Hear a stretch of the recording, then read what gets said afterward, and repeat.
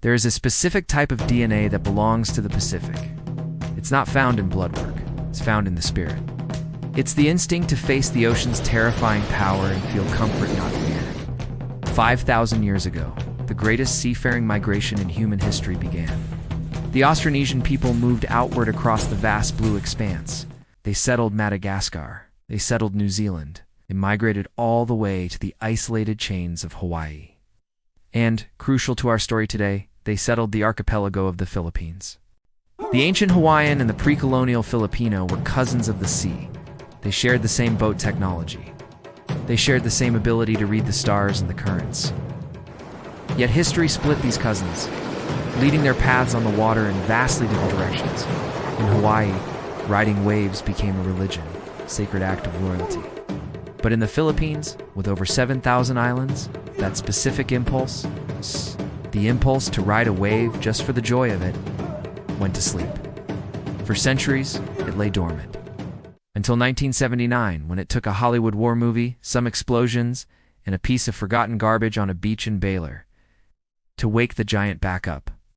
To understand why surfing arrived so late to the Philippines, we have to understand the Filipino relationship with the sea. For generations in the archipelago, the ocean was not a playground. It was a workplace. It was the source of life, food, and transport. You respected the ocean because it fed your family, and you feared it because it could take them away.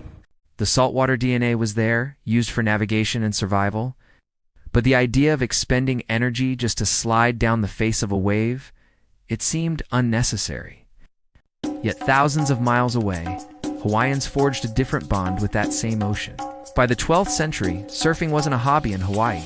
It was the cornerstone of their culture. They called it He'e Nalu. It was steeped in ritual. Before a board was ever carved, a kahuna, a priest, would place a fish offering at the base of a koa tree. They asked the gods for permission to turn the wood into a wave slider. And the waves themselves dictated society. The best breaks were under kapu, strict taboo. They were reserved for the alii, royalty. They rode enormous boards called olo, sometimes up to 24 feet long and weighing 150 pounds. To ride a wave was to demonstrate power. It was spiritual. It was the sport of kings. But in the 1800s, this majestic tradition almost vanished from the face of the earth. Western missionaries arrived in Hawaii and saw surfing not as spiritual, but as sinful. It was idle. It involved too much nakedness. It distracted the locals from church and labor. By the turn of the 20th century, surfing was almost extinct. It took a true Hawaiian hero, Duke Kahanamoku, an Olympic swimmer, to travel the world and reintroduce the sport to humanity. Hawaii had saved surfing. But what about their cousins in the Philippines? When would the dormant DNA wake up there? As it turns out, it wouldn't be rituals or royalty that brought surfing to the Philippines. It would be something much louder. The year is 1976. The location is Baylor, Aurora, a sleepy fishing town facing the ferocious Pacific Ocean. The legendary director Francis Ford Coppola arrives. He needs a location that looks like Vietnam for his war epic, Apocalypse Now. Coppola brings chaos to Baylor. He brings helicopters, napalm explosions, hundreds of cast and crew, and the madness of Hollywood. Mid-battle, the crazed commander demands his soldiers surf a beach under attack. The locals of Baylor watch this happen. Imagine what they thought. They watched these foreigners paddling into dangerous waters, not to fish, but to stand up on fiberglass planks while mock explosions went off around them. Bizarre. It was alien. But for some of the local kids watching from the tree line, it was mesmerizing. The dormant DNA began to twitch. The film crew wrapped up in 1979. The helicopters left. The explosions stopped.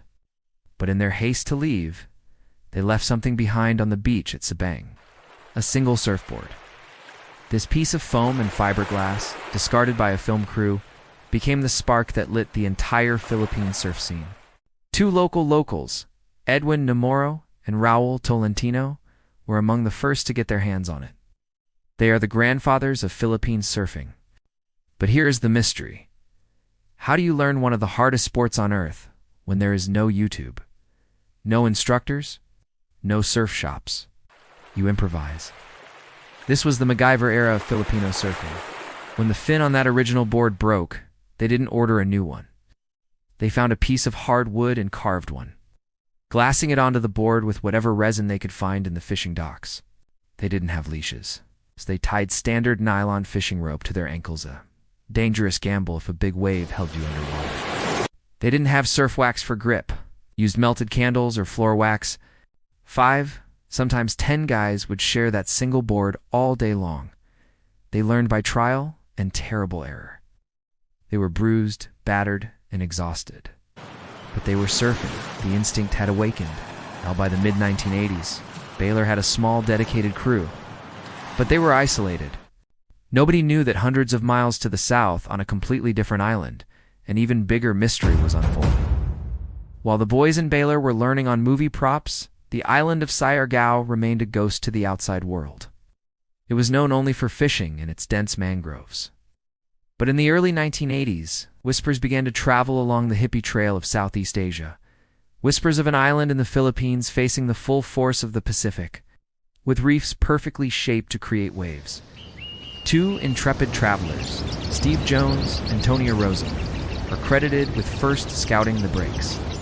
But the real legend of Siargao begins with a ghost. In 1988, a mysterious American man arrived on the island. The locals knew him as Max Walker.